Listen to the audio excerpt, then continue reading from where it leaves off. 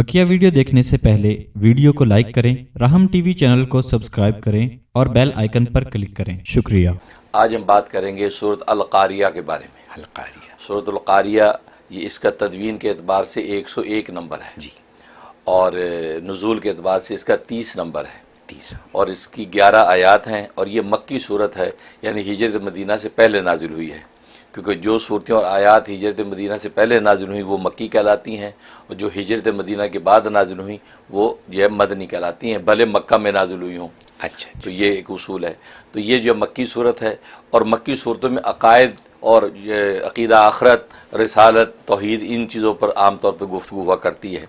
तो उसी तरह की गुफ्तगू इस सूरत अल-कारिया में है कि क़यामत और जहन्नुम के हवाले से इसके अंदर जो है मज़ामीन बयान किए गए हैं। इसमें जो है वज़न आज़म का जिक्र है, एक ऐसे वज़न का जिक्र है जो बहुत आज़म है। दुनिया में इंसान छोटे छोटे तोलता है, वज़न तोलता है, वो इसी तरह ज़िंदगी गुजर जाती है, लेकिन ये एक ऐसा सिक़ल होगा, ऐसा वज़न होगा जो आखिरत में तोला जाएगा। और ये अगर सिक़ल सकील हो गया, यानी वज़न बढ़ गया सब चीज़ों में, तो इंसान के लिए जन्नत के दरवाजे खुल जाएंगे। सुभान अल्लाह। और लेकिन अगर वो वज़न कम रह गया, हल्का रह गया, तो फिर जहन्नम की हौलनाक आग उसके सामने है। इसलिए इस हकीकत को इसमें बयान कर दिया, फ़अम्मा मन सक़ुलत मवाज़ीनुहु, कि जिसके नेक अमाल के वज़न भारी होंगे, फ़हुव फ़ी ईशत रादिया, वो मन मानी ज़िंदगी में होगा। वअम्मा मन खफ़त मवाज़ीनुहु, जिसके अमाल के वज़न जो है वो हल्के होंगे नेकी के, तो उम्मुहु हाविया, तो उसके ठिकाना जहन्नुम होगा। तो गोया कि वज़न आज़म का इसके अंदर ज़िक्र है और यही हकीकत इसके अंदर वाज़ेह की गई। अल-कारिया, अल-कारिया जो इसका नाम रखा क्योंकि ये शुरू अल-कारिया के लफ्ज़ से हो रही है और अल्लाह तबारक व तआला की सुन्नत ये है कि वो बाज़ दफ़ा इब्तदाई जो लफ्ज़ होता है उसी से उसका नाम रख देते हैं। इसलिए जितनी भी सूरतें उनका नाम भी तौक़ीफ़ी हैं।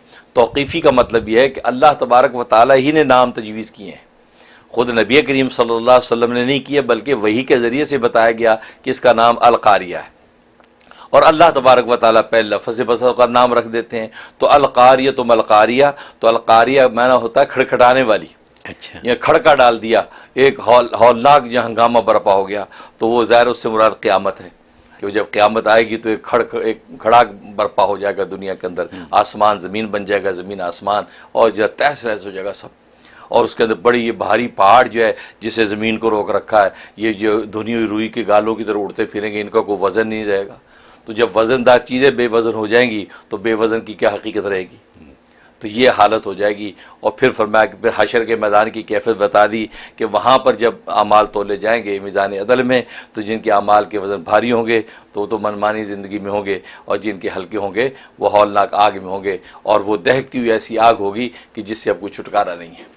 तो ये हकीकत इसके अंदर बताई और मकसूद ये है, इशारा कर दिया कि दुनिया के अंदर रहते हुए आमाल सालिया, नेक अमाल पर अपना कदम रखो, नेक अमाल की कोशिश करते रहो, तो दुनिया में राहत मिलेगी, दिल का इत्मीनान, तमानियत नसीब होगी, और आखिरत में अल्लाह की रज़ा और जन्नत के दरवाजे खुल जाएंगे। सुभान अल्लाह। तो ये हकीकत इसमें बताई।